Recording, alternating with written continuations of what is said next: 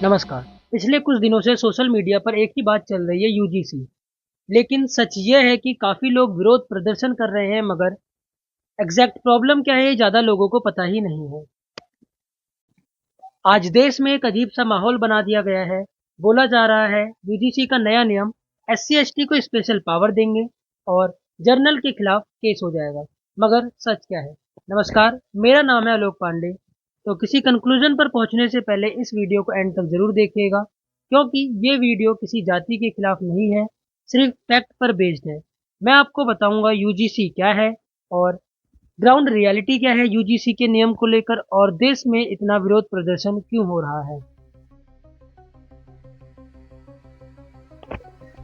UGC क्या है? UGC का मतलब यूनिवर्सिटी ग्रांट कमीशन। ये कोई पुलिस, कोर्ट या पॉलिटिकल बॉडी नहीं है। यूजीसी का काम है यूनिवर्सिटी के रूल्स बनाना, एजुकेशन क्वालिटी रेगुलेट करना, डिस्क्रिमिनेशन जैसे इशू पर गाइडलाइन देना। यूजीसी क्रिमिनल लॉ नहीं बनाती, ये बात याद रखना बहुत जरूरी है। अब यूजीसी का नया नियम क्या है? 2026 जनवरी में यूजीसी ने एक नया रेगुलेशन नोटिफाई किया, promotion of equity in higher education institution regulation 2026। इसका कहना है कॉलेज और यूनिवर्सिटी में डिस्क्रिमिनेशन नहीं होना चाहिए, हर इंस्टीट्यूशन में इक्वल अपॉर्चुनिटी सेंटर हो, इक्विटी कमेटी बने, स्टूडेंट और स्टाफ डिस्क्रिमिनेशन की कंप्लेंट कर सके। मगर पेपर पर हर इंटेंशन अच्छा लगता है, लेकिन प्रॉब्लम आती है इम्प्लीमेंटेशन और ग्राउंड रियलिटी और लैंग्वेज में। अब आते हैं असली सवाल पर कि विरोध क्यों हो रहा है। क्योंकि यूजीसी के नए नियम में लैंग्वेज और वर्ड्स बहुत अस्पष्ट है।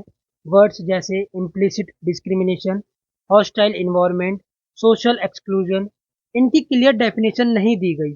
इससे लोगों को लगा कि कल का नॉर्मल डिसएग्रीमेंट भी कंप्लेन बन सकता है।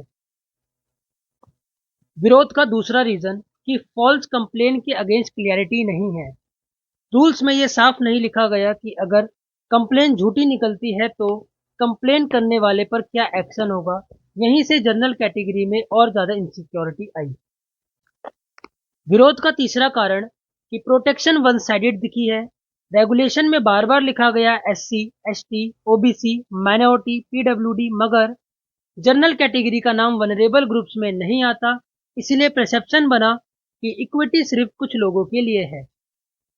विरोध का एक कारण और है कि इंस्टीट्यूशन के अंदर जो कंप्लेन सुनेगा उस पक्ष में जनरल कैटेगरी का एक भी मेंबर नहीं होगा।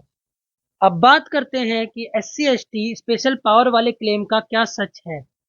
सोशल मीडिया पर बोला गया एससी एसटी बिना सबूत के जनरल पर केस कर सकता है, और ये बात सच नहीं है। यूजीसी का ये नया रेगुलेशन एफआईआर की पावर नहीं देता, अरेस्ट की पावर नहीं देता, कमर्शियल पनिशमेंट नहीं देता। कंप्लेन का मतलब होगा इंस्टीट्यूशन के अंदर इंक्वायरी, ना कि सीधा जेल या केस, बट कंप्लेन जरूर रजिस्टर होगी।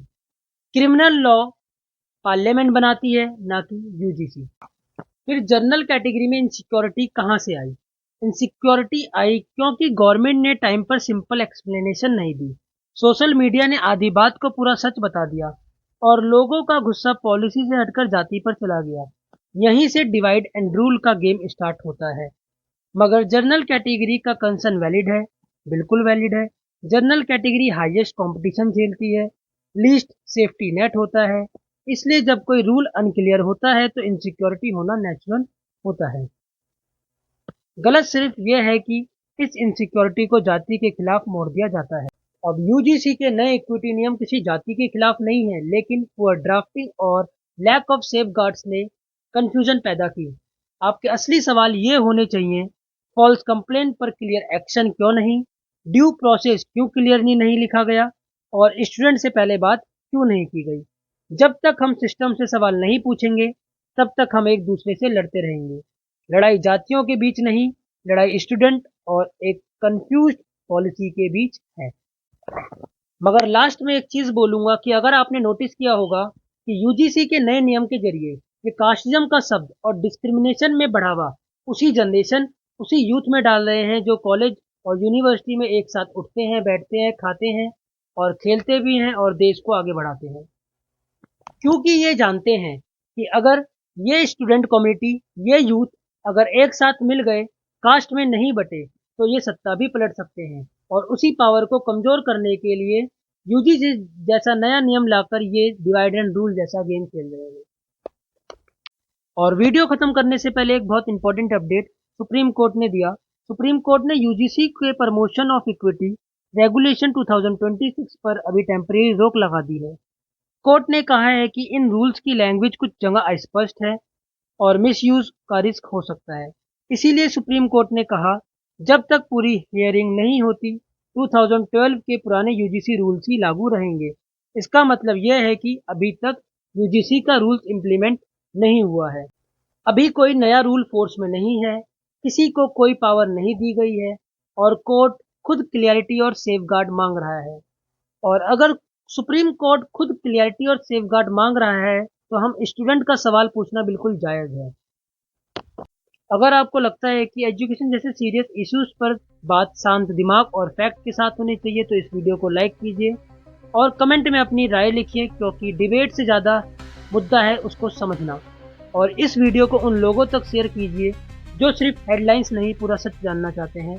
धन्यवाद। मेरा नाम आलोक पांडे।